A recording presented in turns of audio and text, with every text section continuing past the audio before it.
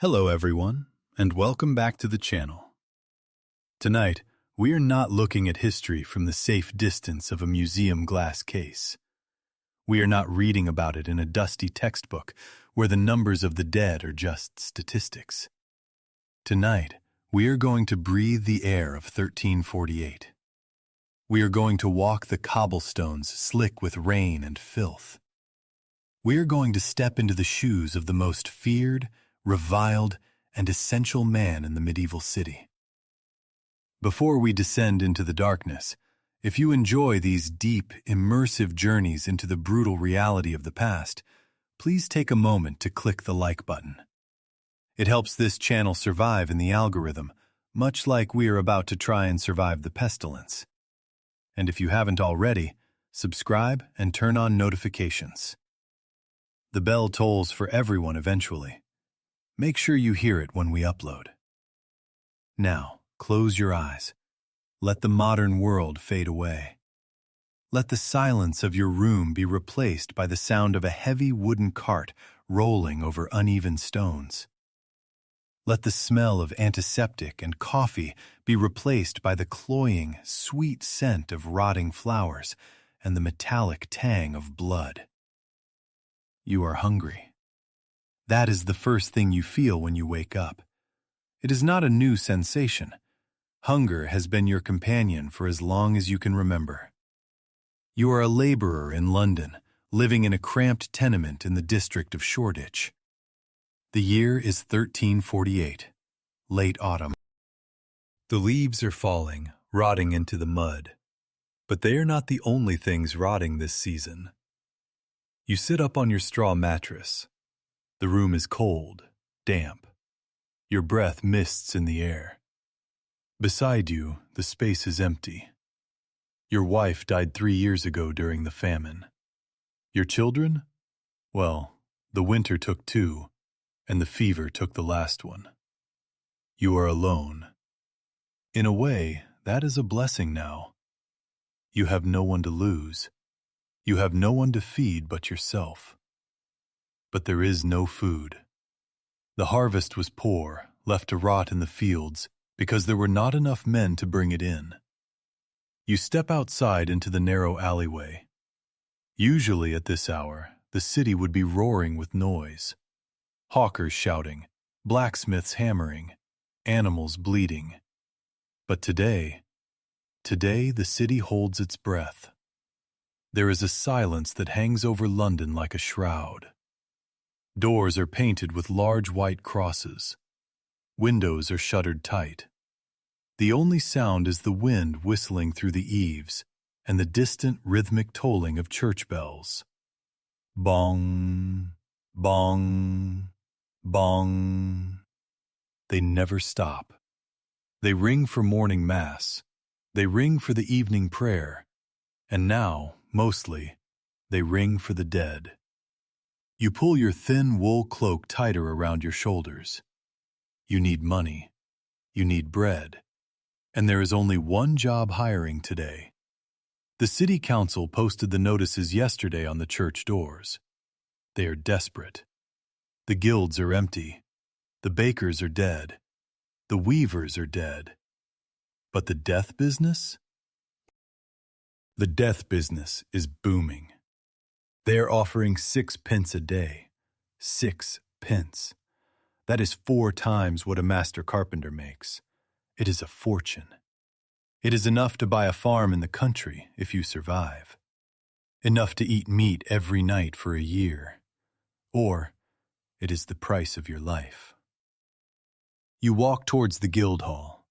You see others walking with you. Men with hollow eyes and desperate faces. Men like you who have weighed the risk of the great pestilence against the certainty of starvation and chosen the gamble. You line up. The clerk sits behind a table, a cloth soaked in vinegar tied around his nose and mouth.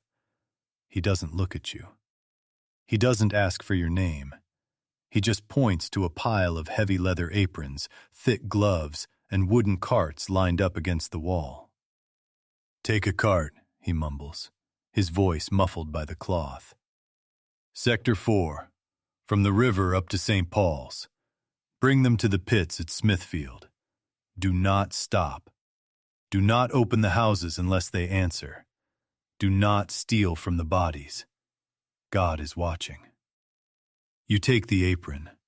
It is stiff, stained with dark patches that you try not to think about. You put on the gloves. They are thick, clumsy things, but you are grateful for the layer between your skin and the world. You grab the handles of the handcart. The wood is smooth, polished by the sweat of the man who held it before you. You wonder where he is now. You probably know the answer. You start to walk. The wheels crunch on the gravel. "Bring out your dead!" you shout. Your voice sounds strange in the quiet street. Hoarse. Loud. "Bring out your dead!" At first, there is no answer. Just the shuttered windows staring down at you like blind eyes. Then, a door creaks open a few houses down. A woman steps out. She looks wealthy. Her dress is velvet, though it is stained and wrinkled, as if she has slept in it for days. Her face is pale, her eyes red-rimmed and wild. She holds a handkerchief to her face, soaked in rosewater. "Here," she whispers. "Please, my husband." You stop the cart. You take a breath, holding it in your lungs as if the air itself is poison. You walk to the door. The smell hits you before you even cross the threshold. It is not just the smell of death. You have smelled death before. Animals, garbage, the occasional body in the river. This is different.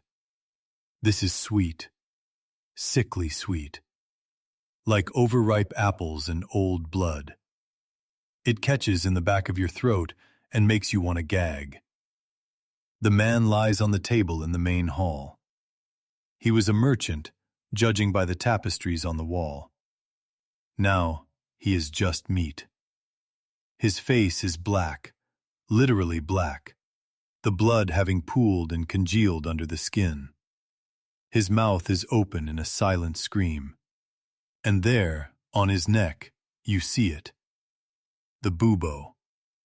A swelling the size of a goose egg, angry and red, oozing a dark, foul liquid. This is the mark of the devil.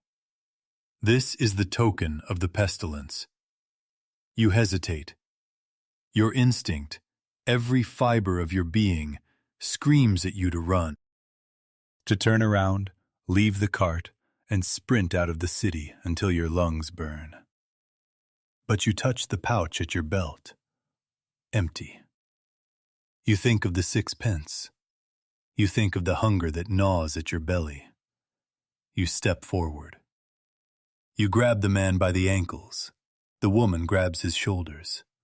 She is weeping softly, turning her face away so she doesn't have to look at him. Together, you heave him up. He is heavy. Dead weight is always heavier than living weight, but the plague victims seem denser, as if their bodies are filled with lead and fluid. You shuffle awkwardly to the door, down the steps, and swing him onto the bed of the cart.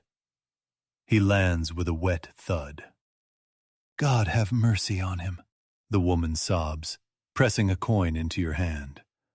A silver penny. A tip. She slams the door shut, and you hear the heavy bolt slide home. You are alone again.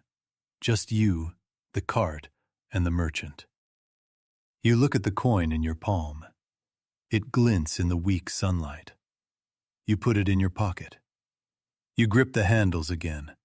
The cart is heavier now, harder to balance. You push on. "Bring out your dead!" The cry becomes a rhythm, a mantra. You say it to keep your feet moving. You say it to drown out the thoughts in your head. The next house is a baker's. The smell of yeast is gone, replaced by the stench. The baker, his wife, and 3 apprentices. all dead. You have to drag them out one by one. You drag them by the arms, by the legs, by the hair. You stop caring about dignity. There is no dignity here. There is only physics, mass and gravity. You stack them in the cart. Limbs tangle together. A rigid arm sticks up into the air as if waving goodbye. You try to push it down, but rigor mortis has set in. It snaps with a sickening crack. You flinch, looking around to see if anyone saw. No one is there. God might be watching, as the clerk said, but God seems very far away right now. By noon, the cart is full. 6 bodies. They are piled high, a grotesque mound of humanity covered by a rough canvas tarp. You can feel the weight of them in your shoulders, in your back.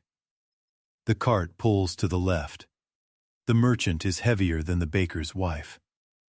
You navigate the winding streets towards Smithfield. You are not the only one. Now that you are on the main thoroughfare, you see them, a river of carts, a procession of the damned. Other men like you, heads bowed, pushing their burdens. Some have horses, poor naggy beasts with ribs showing through their skin, pulling larger wagons stacked 10 bodies high. The noise is a low rumble of wooden wheels and the murmuring of prayers. You reach the plague pits. It used to be a pasture, a place for fairs and tournaments. Now it is a scar on the earth. A trench has been dug, 10 feet deep and 100 yards long. The earth is piled high on either side, dark and wet. You push your cart to the edge. A priest stands there, his robes muddy, holding a Bible. He looks exhausted. He doesn't read the full rites. There is no time. He just makes the sign of the cross over the cart and mutters, "Requiescat in pace." Rest in peace. "Tip it," a gravedigger shouts from the bottom of the pit. He stands on top of the bodies, a shovel in his hand, a cloth wrapped around his face. He is standing on them. You lift the handles of the cart. It takes all your strength. The center of gravity shifts, the bodies slide. The merchant, the baker, the apprentices, they tumble out of the cart and fall into the abyss. They land in a tangle of limbs on top of the previous cart's load. The gravedigger uses his shovel to push them into place, packing them tight like firewood. Space is precious. The earth is running out of room. "Next!" the digger yells. You lower the cart. It is light again. Empty. But the smell remains.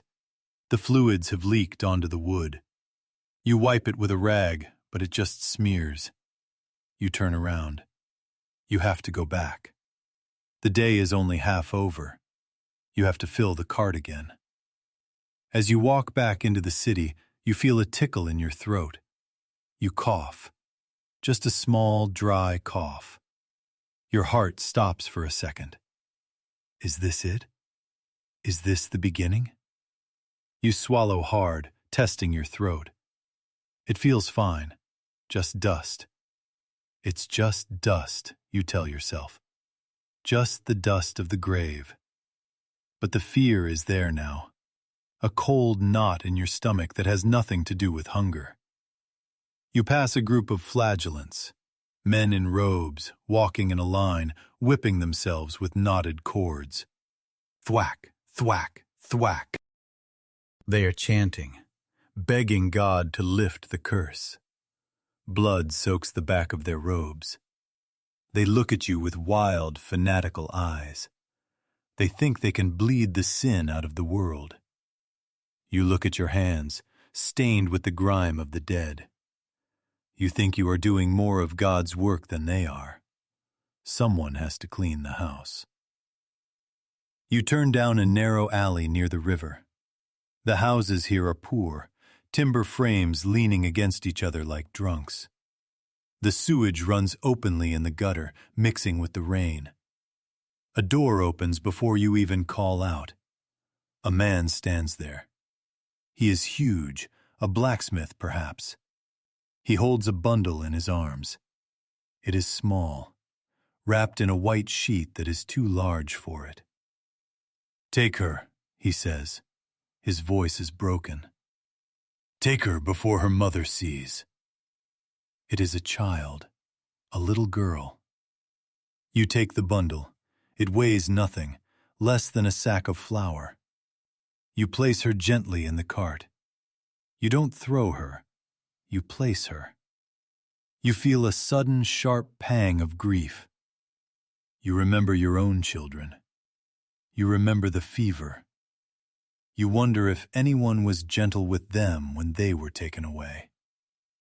"Wait," the man says. He pulls a ring off his finger. It is iron, worthless to a pawnbroker, but clearly precious to him. Make sure she isn't at the bottom. Please, don't let them crush her." You look at the ring. You look at his face. You nod. You don't take the ring. "Keep it," you say. Your voice rasps. "I'll make sure." He nods, tears streaming into his beard, and closes the door. You walk on. You keep your promise. You arrange the next bodies around the small bundle, creating a little hollow, a protective shell.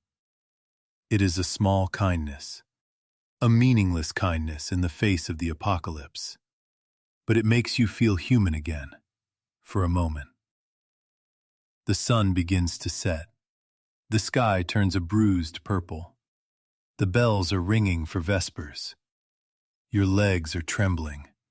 Your arms burn. You have made 4 trips to the pit. 20 bodies. 20 lives that ended in your cart. You walk back to the Guildhall to get your pay. The line is shorter now. Some men didn't come back. Did they run? Did they collapse? Did they catch the sickness and curl up in a gutter to die? You don't know. You reach the table. The clerk hands you the coins. 6 silver pennies. They feel heavy in your hand. He marks a cross next to your name. "Come back tomorrow," he says. "We need every man." You nod. You walk to the market. It is a ghost town, but there is one baker still working, selling bread through a barred window at extortionate prices. You buy a loaf. It costs 2 pence. A robbery. But you pay it. You buy a small piece of dried meat. You buy a flask of cheap ale. You go back to your room. You strip off your clothes, leaving them in a pile by the door. You wash your hands in a bucket of cold water, scrubbing until your skin is raw, trying to get the smell off. But you can still smell it. It is in your pores. In your hair. You sit on your mattress and eat. The bread is dry, but it tastes like life. You drink the ale. It warms your belly. You count your money. 4 pence saved. If you can do this for a week, just 1 week, you will have nearly 3 shillings. A month, and you could leave. You could go north, to the countryside, where the air is clean. You lie down. You are exhausted, but sleep does not come easily. You close your eyes and you see them. The merchant's black face. The broken arm of the apprentice. The small white bundle of the blacksmith's daughter. You hear the crunch of the wheels, the thud of the bodies hitting the pit. And then, in the silence of the room, you hear it again. A scratch. A tiny, skittering sound. A rat runs across the floorboards. You sit up, throwing a shoe at it. It scuttles away. You hate the rats. Everyone says the bad air causes the sickness, the miasma. But you have noticed something. Where the rats go, the death follows. You shiver. You check your body. You run your hands over your neck, your armpits, your groin, searching for the lump, searching for the bubo. Your skin is smooth. No swelling, no pain. You let out a breath you didn't know you were holding. One more day, you whisper to the empty room. Just give me one more day. The second day is worse. It is raining. A cold, driving rain that turns the streets into a quagmire of mud and filth. The cart sinks into the muck. You have to strain, your boots slipping, to move it. The canvas tarp is soaked, heavy. The bodies are slippery. You are called to a tavern near the docks. The door is hanging off its hinges. Inside, it is a massacre. A group of sailors had arrived 2 days ago, already sick. They drank until they died. There are 8 of them. The tavern keeper is dead behind the bar. You can't do this alone. You see another bearer passing by, a young lad, barely 18, struggling with an empty cart. You whistle to him. "Help me," you say. We split the load. He looks terrified. His face is pale, sweat beading on his forehead despite the cold. He nods. Together, you go in. The smell in the tavern is concentrated, fermented. Stale beer, vomit, and the plague.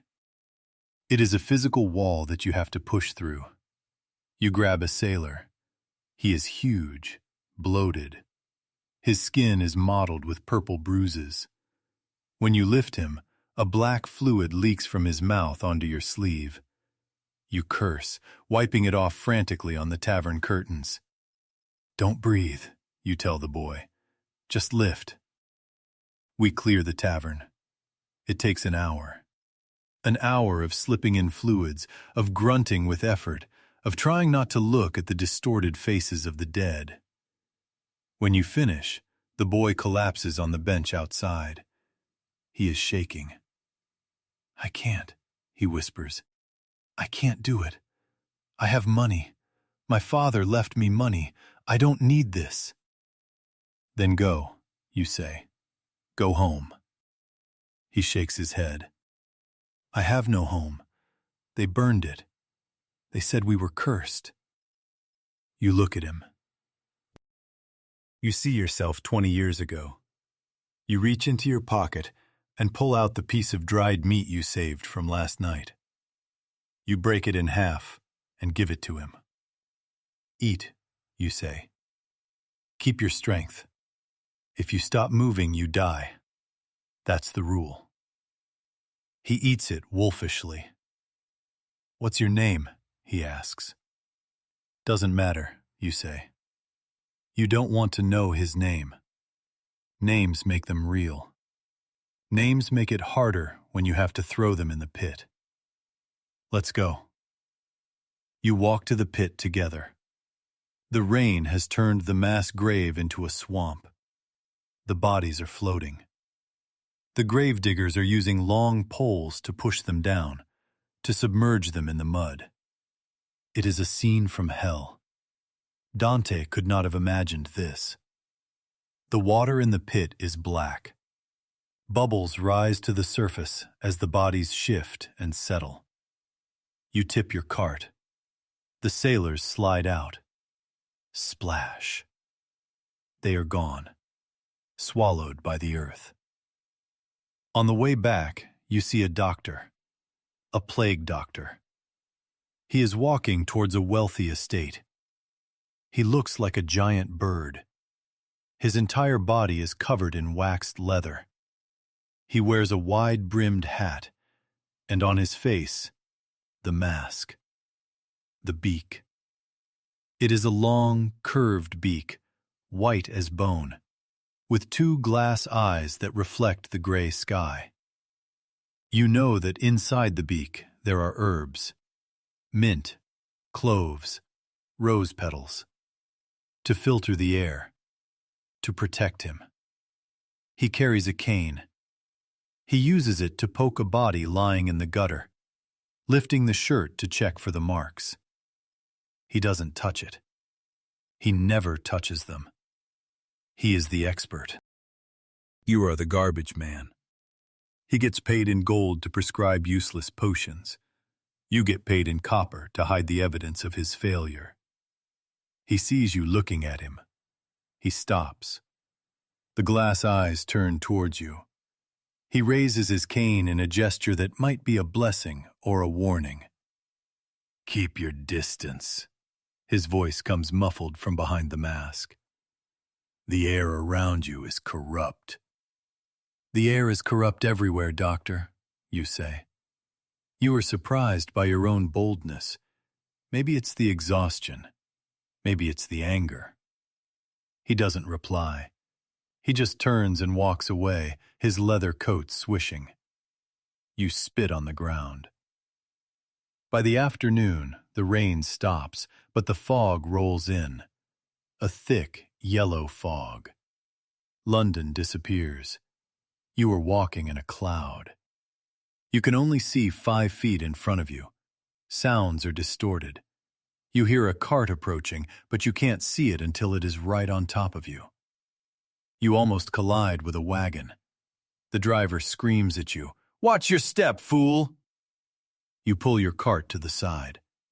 You are in a narrow lane now. You see a window open above you. A hand emerges. A woman's hand. She is holding a bucket. "Look out!" you yell. Too late. She throws the contents of the bucket into the street. It is not water. It is the clothes, bedding of someone who died. Sheets, shirts, rags. They land on your cart. They land on you. You freeze. You stare at the rags draped over your shoulder. They are stained with the yellow discharge of the buboes. This is it. This is how it happens. Direct contact. You rip the rags off you. You throw them on the ground. You scrub at your shoulder, at your neck. Panic rises in your chest, a hot, white, blind panic. You look up at the window. The woman is gone. "Damn you!" you scream. "Damn you to hell!" But there is no answer, only the fog. You stand there for a long time, breathing hard. You wait for the lightning bolt to strike. You wait to feel the sickness take hold instantly. But nothing happens. Not yet. The plague is slow. It takes days. You won't know if you are dead for another 3 days. You have a choice. You can go home, lie down, wait for the end. Or you can finish the shift, get the 6 pence. If you are going to die, you might as well at least die with a full belly. You grab the handles. You keep walking. 3rd day. You wake up. You check your body. Nothing. No fever, no lumps. You are alive. But the city is dying faster. The notices on the church door have changed.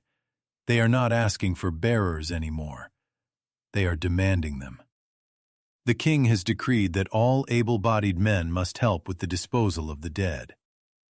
The pay has gone up, 8 pence, and a ration of wine. Wine. That is a good motivator. Alcohol kills the fear. You take your cart. The streets are littered with bodies now. People aren't waiting for the carts. They are just dragging their dead out onto the doorstep and leaving them there. It is easier. Or maybe everyone inside is too weak to lift them. You stop at a house where a dog is barking. A small terrier, sitting by a body wrapped in a blanket. It growls at you when you approach. It is guarding its master. "Go on," you say gently. "Shoo." The dog snaps at you. You try to push it away with your foot. It bites your boot. You feel the sharp teeth through the leather. You kick it. You have to. Hard. The dog yelps and scampers away, limping. You feel terrible. You feel like a monster. But you have a job to do. You lift the body. It is an old man. As you place him in the cart, the blanket slips. He is clutching something in his hand, a small wooden cross. You try to pry it loose, to put it on his chest properly, but his grip is iron. He died holding on to his faith. You wonder if you have any faith left. You haven't been to church in weeks. The churches are full of the sick. Going there is a death sentence. The priests are dying faster than anyone. They hear the confessions. They breathe the last breaths of the dying. They are brave. You have to give them that. Braver than the doctors. But bravery doesn't stop the bacteria. You are pushing the cart up a hill when you hear the bell. Not the church bell, a handbell, ringing fast and frantic. Unclean! Unclean! People scatter. Doors slam. You pull your cart to the wall. A leper is walking down the street. Even before the plague, lepers were outcasts. Now they are treated like demons. But this leper is laughing. He is walking tall, his bell ringing joyfully. "It is justice," he screams. "God's justice. The rich die. The beautiful die. Now you look like me. Now everyone looks like me." He is right. The plague does not discriminate. It makes everyone ugly. It turns the skin black. It swells the lymph nodes until they burst. In death, the nobleman looks exactly like the beggar. The plague is the great equalizer. You watch him pass.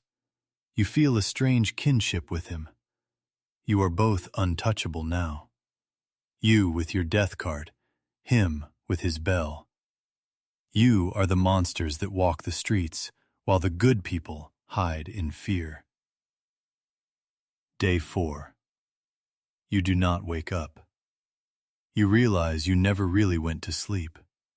You just drifted into a gray stupor, a place where the waking world and the nightmare world bled into one another.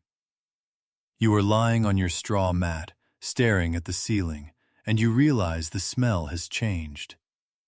It is no longer just outside. It is inside. It is in the wood of the walls. It is in the fabric of your clothes. It is coming from your own skin. You sniff your arm. It smells of vinegar and rot. You are marinating in death. You stand up and your knees buckle. A wave of dizziness hits you. You grab the wall to steady yourself. You wait for the nausea to pass. You tell yourself it is just hunger. You haven't eaten properly in days. Just bread and ale. You need meat. You need strength. You go to the guild hall. The clerk is gone. Dead? Fled? You don't know. Instead, there is a soldier standing there. He wears the king's colors, but his tunic is filthy. He kicks a bucket of coins towards you. "Take your 8 pence, he barks. "And take a cart. We're losing the sector near the river. The bodies are piling up in the streets. If you don't clear them by sundown, we burn the houses down. With the bodies inside." You stare at him. "There are living people in those houses," you say. "Then they should have moved the bodies," the soldier spits. "Move out." You take the coins. You take the cart. You head to the river. The soldier wasn't lying. The streets here are a graveyard. It looks like a battlefield, but there are no wounds, no arrows. Just people dropped in mid-stride. A woman lying near the well, her bucket spilled. A man sitting on a bench, head tipped back, looking at the sky. A group of children huddled together in a doorway, all silent, all still. You start to work. You don't announce yourself anymore. You don't yell, "Bring out your dead!" There is no one left to hear you. You just lift, load, stack. Lift, load, stack. You are a machine. You stop seeing them as people. They are just objects, heavy sacks of grain that need to be moved from point A to point B. You enter a large house near the docks. The door is smashed open. You expect silence, but you hear voices. Loud, angry voices. You freeze. Looters. You creep forward. In the main hall, 3 men are ransacking the place. They are tearing tapestries off the walls, smashing chests open. One of them is trying to pull a gold ring off the finger of a dead woman lying on the floor. Her hand is swollen, the ring stuck. The man curses and draws a knife. He is going to cut the finger off. Rage flares in your chest. Not moral outrage, just a territorial anger. This is your house. These are your bodies. You are the one risking your life to clean this mess, and they are here like vultures picking at the bones. "Get out," you growl. The men spin around. They see you, a figure covered in filth, wearing a leather apron stained with black fluids, standing in the shadows. "Walk away, corpse man," the one with the knife sneers. "This doesn't concern you." "You are breathing the sickness," you say, your voice low and raspy. "She has the marks. I saw them. You've touched her." The man hesitates. He looks at the dead woman, then back at you. "I don't care," he bluffs. "Get out before I gut you." You don't back down. You step forward. You raise your gloved hands. The gloves are caked in the fluids of 100 corpses. They are biological weapons.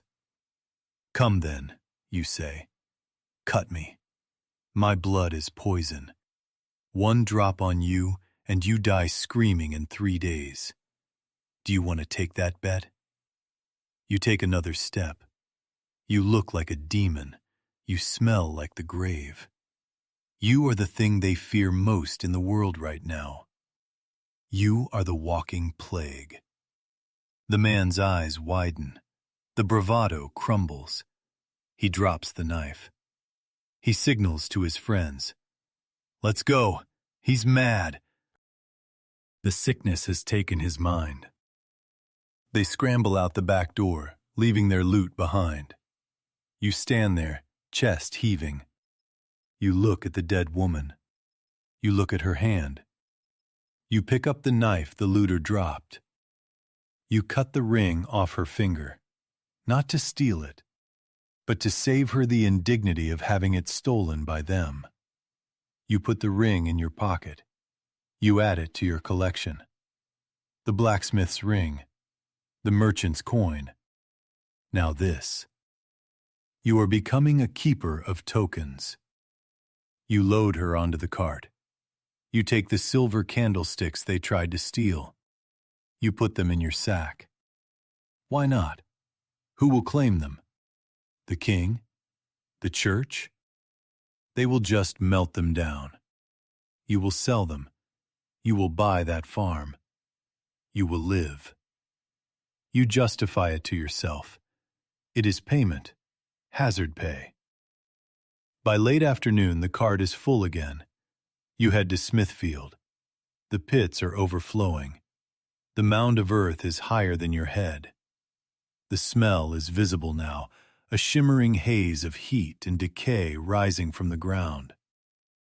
You see a woman standing at the edge of the pit. She is screaming. Not crying, screaming. She is trying to jump in. 2 gravediggers are holding her back. "He's not dead," she shrieks. "He's not dead! I saw him move! Let me go!" "He's dead, love," one of the diggers says, his voice tired. "He's cold." "He moved his hand," she wails. "Please, dig him out!" You stop your cart. You watch. You know what she is talking about. Sometimes the gases build up in the bodies. The muscles contract. They twitch. They groan. It looks like life. But it is just the physics of decay. The diggers drag her away. She collapses in the mud, sobbing into her hands. You look into the pit. A sea of faces, young, old, rich, poor, all jumbled together, arms and legs entwined in a final, obscene embrace. And then you see it. Near the edge, where the dirt is loose, a hand. It is sticking out of the soil, and it clenches. It makes a fist. Then it opens. You blink. You rub your eyes with your forearm. You stare. It happens again. The fingers curl, weakly, desperately. Your heart stops. That is not gas. That is not a twitch. That is intention. Someone is buried down there, under 3 feet of earth and bodies, and they are alive. You look at the gravediggers. They are busy arguing with the woman. They didn't see it. You have a choice. You can walk away. You can dump your load and pretend you saw nothing. It happens. You know it happens. In the haste, in the panic, people in comas are mistaken for dead. Or maybe they were just too weak to speak, and the family gave up on them. But you can't walk away. You are a thief. You are a ghoul. You are a man who scares off looters with his own filth. But you are not a murderer. Not yet. You drop the cart handles. You slide down the muddy bank into the pit. "Hey!" the digger yells. "What are you doing? Get out of there!" You ignore him. You scramble over the bodies. The footing is soft, yielding. You try not to think about what you are stepping on. You reach the hand. You start to dig. You dig with your gloved hands, tearing at the wet earth. "Help me!" you scream at the diggers. "There's someone alive!" They look at each other, then down at you with disgust. "Leave it, fool," one of them says. "If he ain't dead yet, he will be in an hour. Look at where he is. He's buried in plague meat. You pull him out, you just kill him slower." "He is alive!" you roar. You hit something hard. A face. You wipe the dirt away. It is a young man. His eyes are open, filled with dirt, staring blindly. His mouth is full of soil. He is choking. You clear his mouth. He gasps. A horrible, wet, sucking sound. He breathes. "See?" you yell. "Help me pull him out!" The diggers don't move. They just lean on their shovels. "We ain't touching him," the older one says. "He's been in the pit. He's cursed. You want him? You haul him." You curse them. You grab the young man under the arms. He screams when you touch him. His body is covered in sores. His skin is hot, burning hot. You pull. You slip in the mud. You pull again. He comes free with a squelch. You drag him up the bank. It takes everything you have. Your lungs burn. Your back screams. You haul him onto the grass, away from the edge. He lies there, panting, coughing up black mud. He looks at you. His eyes are wild, delirious. He grabs your wrist. His grip is surprisingly strong. "Water," he croaks. You reach for your flask. It is empty. You look around. The woman who was screaming is gone. The diggers are ignoring you. "I have no water," you say. "I'm sorry."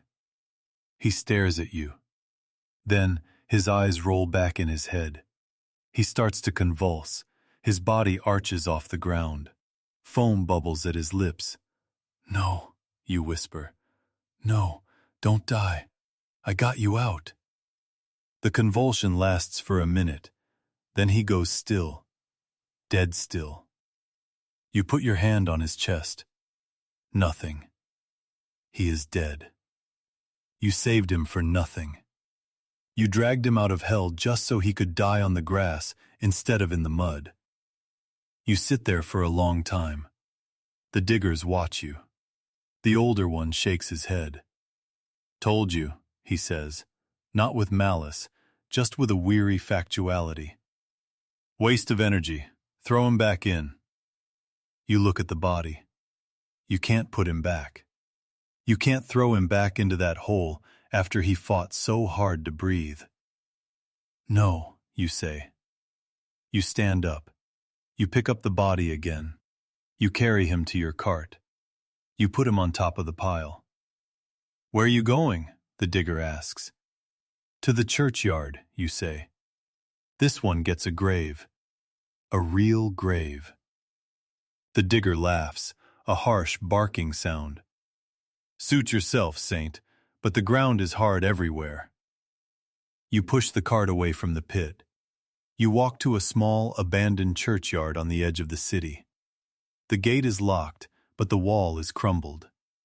You push the cart through. You find a spot under a yew tree. The ground looks softer there. You have no shovel. You use your hands. You use a piece of broken slate you find on the ground. You dig. It is slow work. The earth resists you. You dig until your fingers bleed inside your gloves. You dig until the sun goes down and the moon comes up. You make a hole. It is shallow, barely 2 feet deep. But it is separate. It is clean. You roll the young man into it. You cover him up. You say a prayer. You don't know if you remember the words right. "Our Father, who art in heaven, hallowed be thy name." You sit back against the yew tree. You are exhausted. You are shaking. You look at your hands. The gloves are torn. Your skin is exposed. You see a cut on your thumb, a fresh cut from the slate. And in the cut, you see dirt. Dirt from the pit. Dirt from the boy's face. You stare at it. The panic doesn't come this time. Just a cold, heavy realization. You have mixed your blood with the earth of the grave. You wrap your thumb in a piece of rag. It doesn't matter. What's done is done. You sleep there, under the tree, next to the fresh grave. It is the most peaceful sleep you have had in years. No rats, no bells, just the silence of the dead. Day 5. You wake up to the sound of birds, crows, hundreds of them. They are sitting in the yew tree above you, waiting. They are waiting for you to leave so they can get to the shallow grave. You throw a stone at them. They don't fly away. They just hop to a higher branch and look at you with intelligent black eyes. They know. They know you are just a temporary obstacle. You get up. Your body is stiff. Your joints feel like they are filled with sand. You cough. It is a wet cough today, deep in the chest. You spit. The phlegm is gray. Not blood. Not yet. You go back to work, You have to. You are addicted to the rhythm now. If you stop, you have to think. And if you think, you will go mad. The city is changing. The panic has turned into resignation. People are no longer running. They are sitting on their doorsteps, waiting. Some are drinking, drunk at 10 in the morning. Some are dancing. You turn a corner and see a grotesque procession. A danse macabre.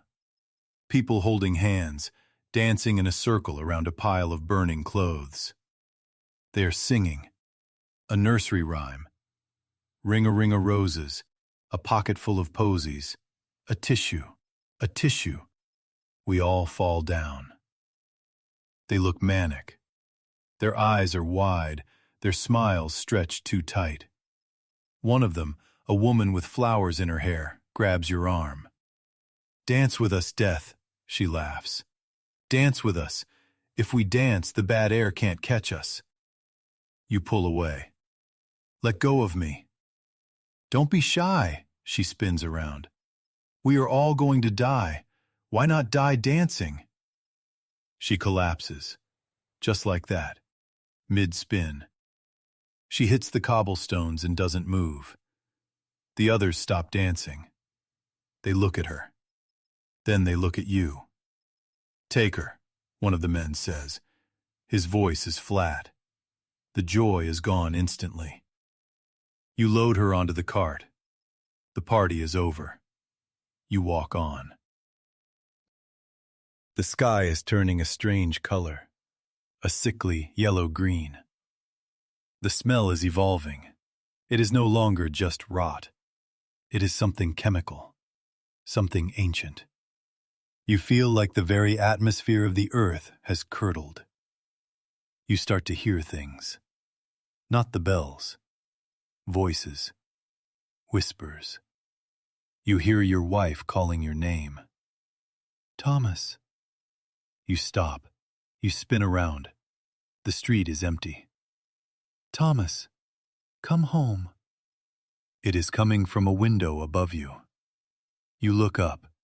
A shutter bangs in the wind. No one is there. You shake your head. "Get a grip," you mutter. It's the hunger. It's the fatigue. But the voice continues. It is soft, comforting. It tells you to lie down. It tells you that the cart is too heavy. It tells you that you have done enough. "Just rest, Thomas. Just close your eyes." You slap your own face, hard. The pain sharpens your focus. "No," you say. "Not yet. I need the money. I need the farm." The farm. You hold on to that image. Green fields, clean air, sheep grazing. No bells, no carts. Just silence and wind. It is a lie, and you know it. Even if you buy the farm, who will you share it with? You are a creature of the city now. A creature of the pit. But you need the lie. It is the fuel that keeps the engine running. You reach a wealthy district. The doors here are barred with iron. But one door is open. A servant stands there. He is wearing a mask like the doctor, but made of cloth. "You," he calls. "Bearer, come here." You approach. "Bring out your dead," you say automatically. "No," the servant says. "No dead here. Not yet. My master, he wants to speak to you." "I am not a priest," you say. "I don't hear confessions." He knows.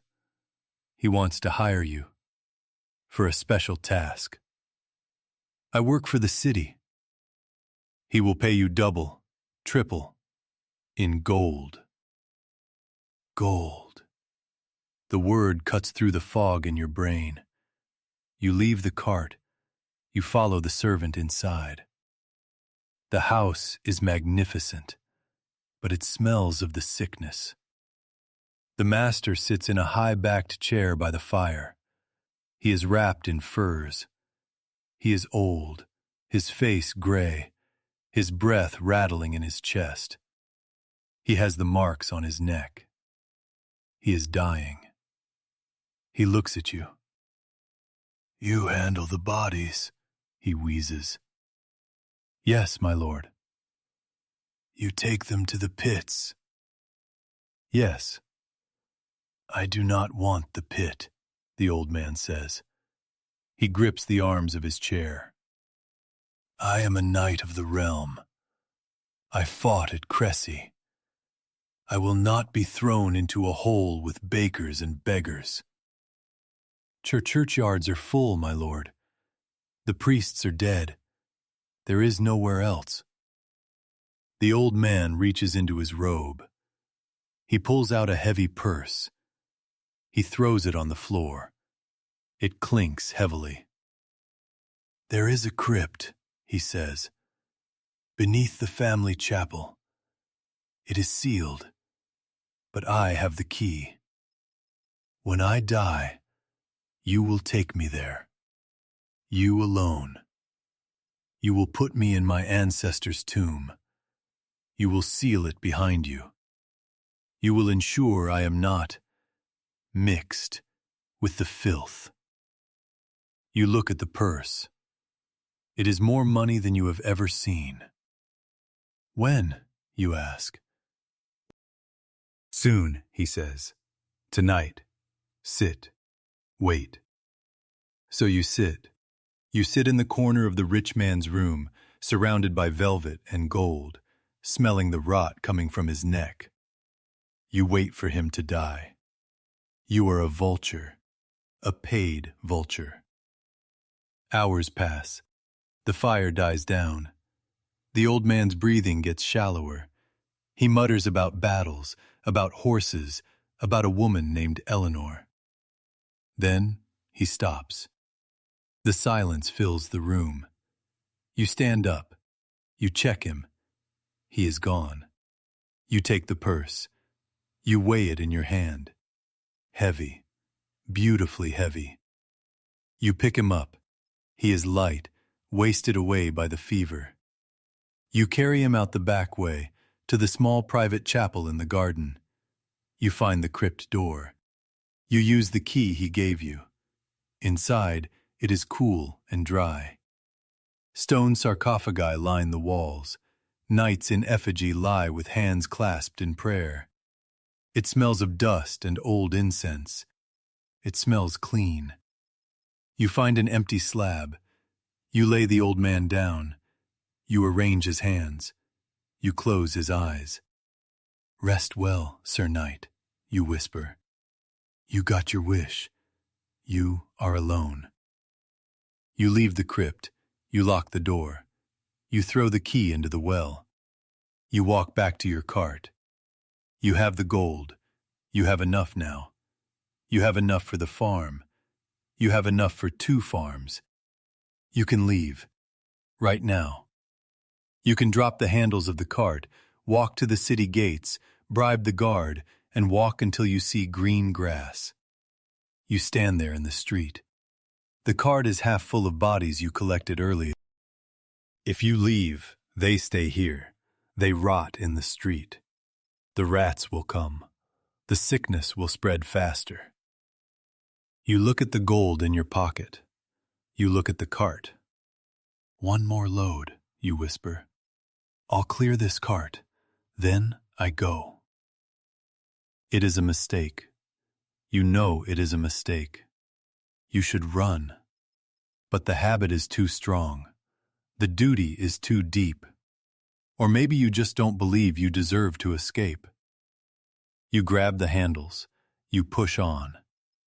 As you walk, you feel a sharp pain in your groin, like a needle stabbing you from the inside. You stumble. You ignore it. It's just a pulled muscle. It's just the strain of lifting the night. You keep walking. The pain gets worse, a throbbing, hot ache. You feel a lump forming, hard, tender. You stop under a street lamp. You put your hand down. You feel it. A swelling, the size of a walnut, right where the leg joins the hip. You freeze. The world spins. The noise of the city fades away. All you can hear is your own heartbeat. Thump, thump, thump, thump. You open your apron. You pull down your breeches. You look. It is there. An angry, red swelling. The bubo. The mark of the beast. The kiss of death. You stare at it. You don't scream. You don't cry. You just feel a profound, crushing sense of irony. You have the gold. You have the dream. And now, you have the plague. You button your breeches. You pull your apron back down. You look at the cart. Well, you say to the corpses, looks like I'm coming with you after all. You pick up the handles. You don't run. You don't go home. You keep walking towards the pit.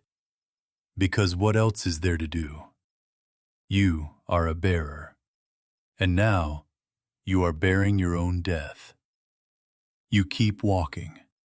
That is the only thing you know how to do. Left foot, right foot. Push. The cart wheels squeak. Squeak. Squeak. It sounds like a mouse laughing at you.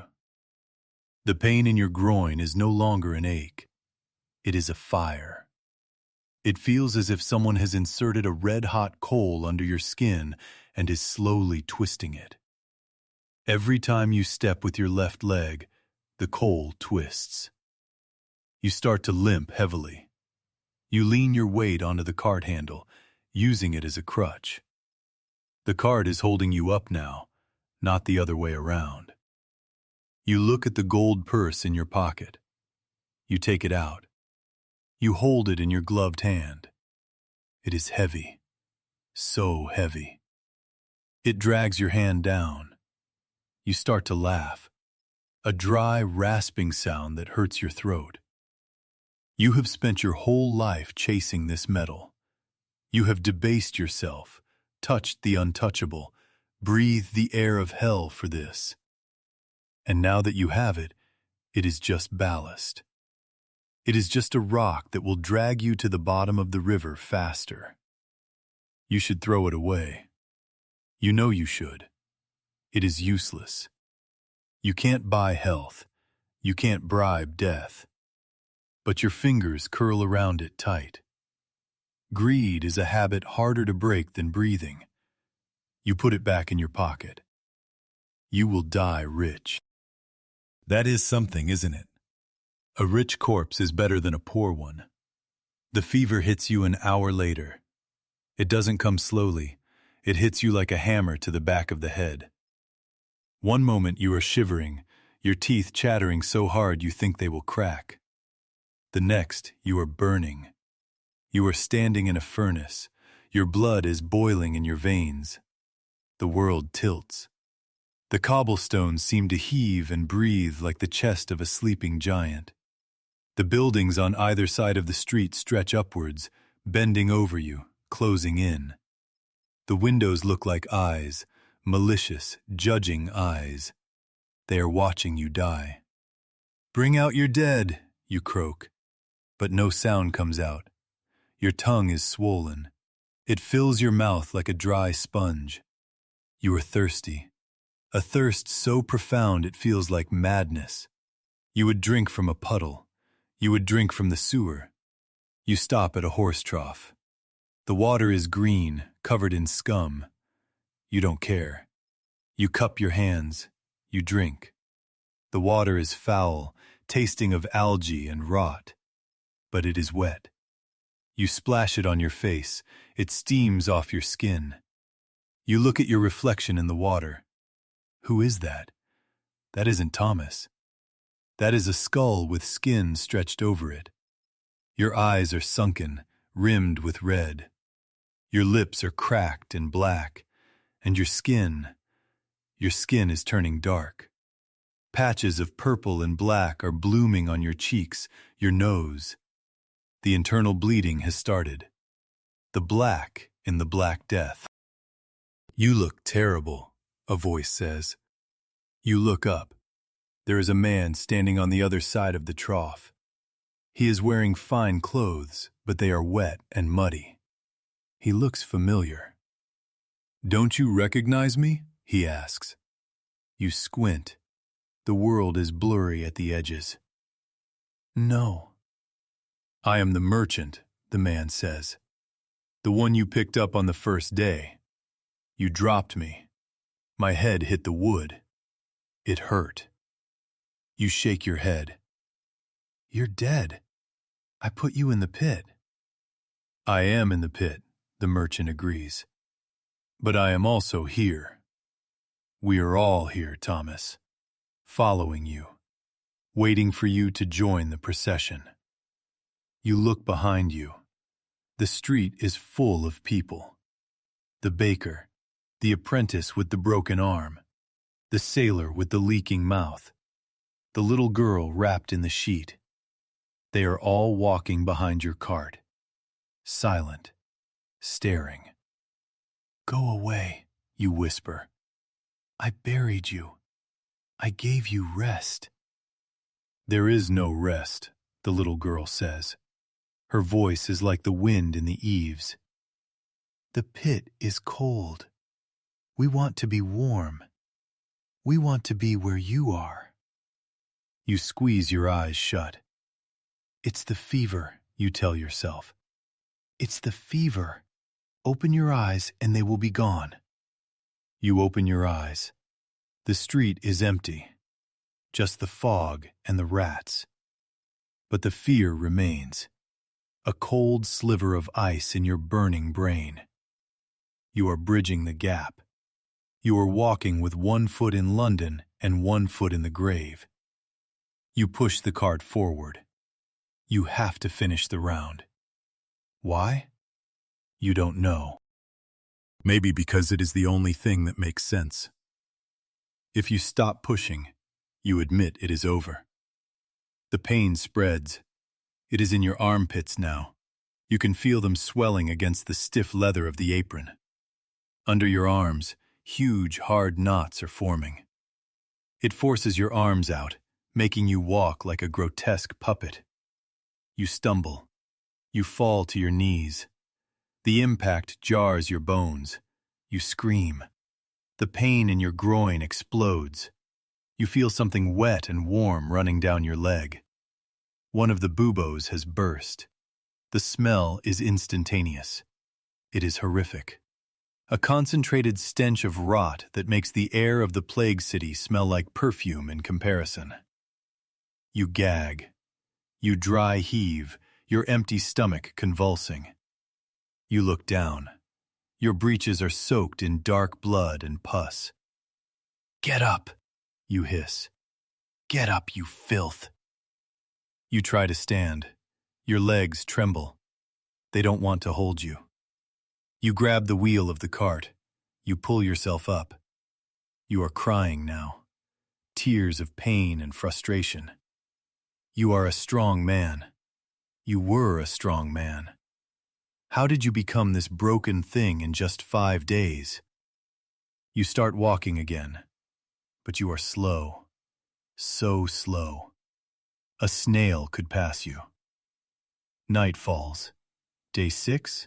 Day 7? Time is a meaningless concept. There is only pain and not pain. And right now, everything is pain. You find yourself in front of a church. The great doors of St. Paul's. They are closed. But there are people outside, dozens of them, laying on the steps, praying, moaning, dying. They have come to be close to God at the end. You park your cart. You sit on the steps. You can't go any further. The cart is full. You should take it to Smithfield, but Smithfield seems 1,000 miles away. A priest comes out. He is young, terrified. He holds a censer waving smoke at the dying people. He stays far back. "Father," you call out. Your voice is a whisper. "Father, help me." The priest looks at you. He sees the cart. He sees the black stains on your apron. He sees the death in your face. "Go to the pit," he says, his voice shaking.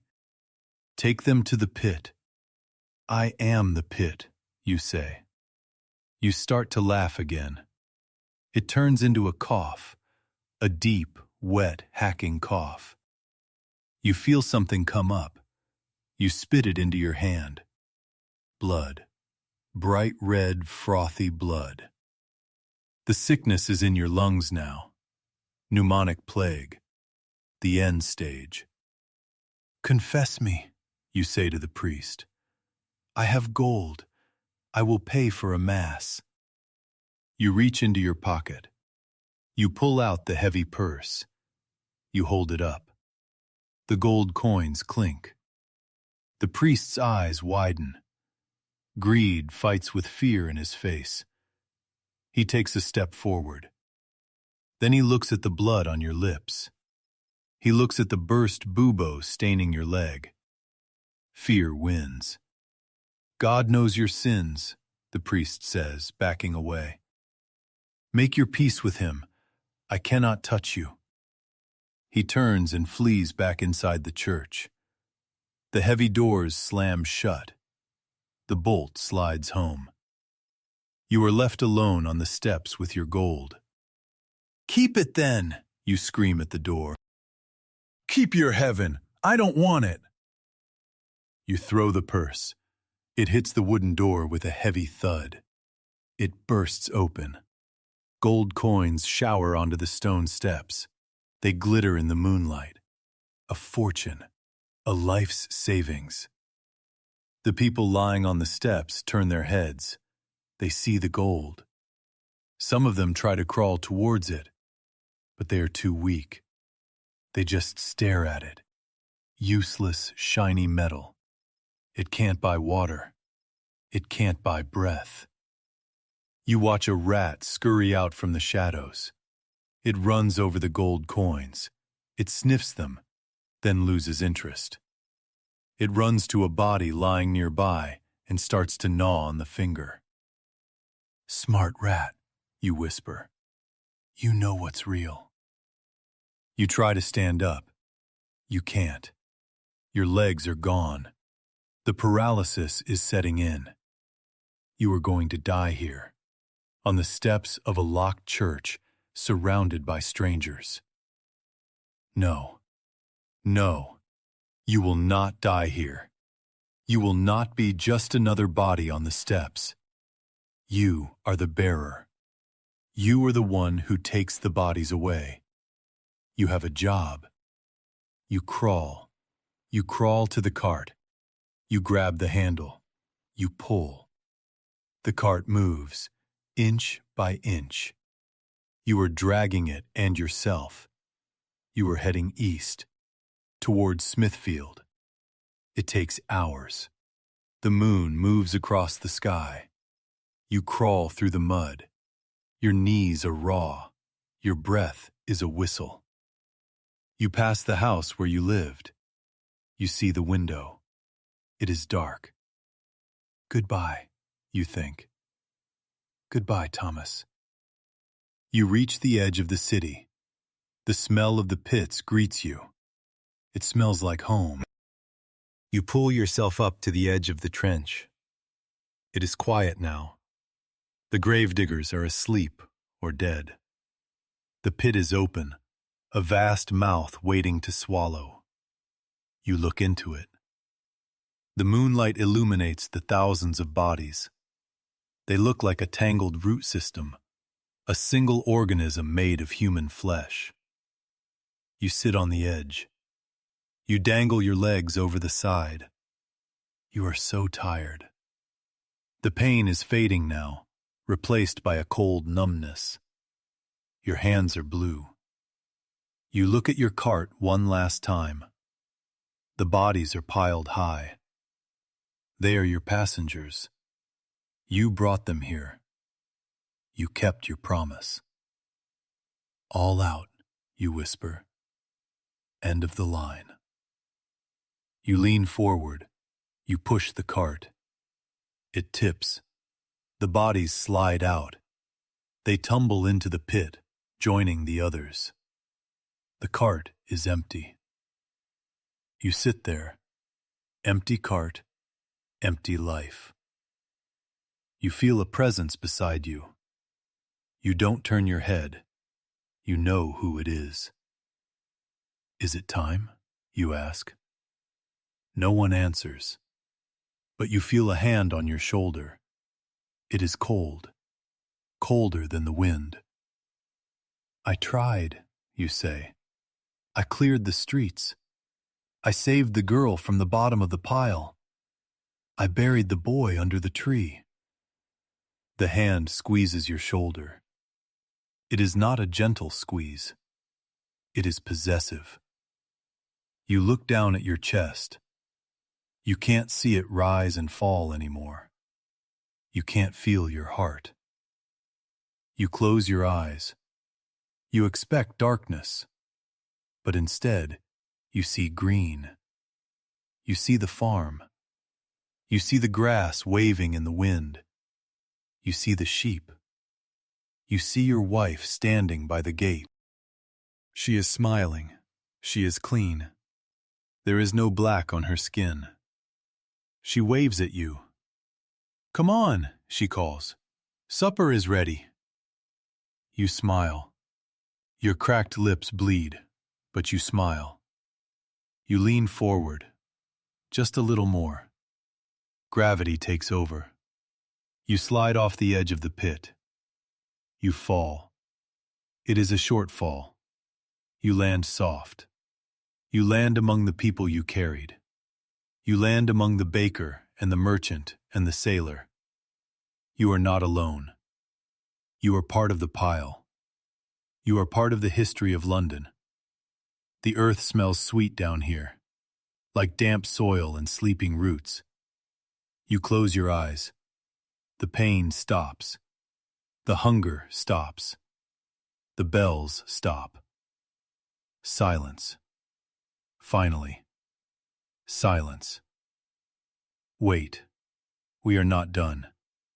Because while Thomas dies, the story does not end. You lie there for 300 years. The flesh rots away. The clothes disintegrate. The leather apron, the symbol of your trade, turns to dust. The wooden cart rots above you. The earth settles. The city of London is rebuilt above your head. The Great Fire of 1666 sweeps over your grave, burning away the timber houses, cauterizing the wounds of the city, but you are safe deep underground. New buildings rise. Stone, brick, concrete. The world becomes loud again. Carriages, then cars, then trains. The tube is dug, tunneling through the earth, missing your resting place by mere inches. Then, in the year 2013, the light returns. An excavator bucket tears into the earth at Charterhouse Square. It scrapes against bone. Archaeologists descend. They brush away the soil with gentle brushes. They find you. They don't know your name. They don't know you were Thomas. They don't know about the gold you threw at the church door, or the little girl you tried to protect. What they see is your skeleton. They see the DNA of Yersinia pestis in your teeth. They see the stress fractures in your spine from lifting heavy loads. They see the ridges on your arm bones from pulling a cart day after day. They call you Skeleton 14. They put you in a box. They take you to a laboratory. They study you. They write papers about you. They put you in a glass case in the Museum of London. People walk by. Tourists, school children.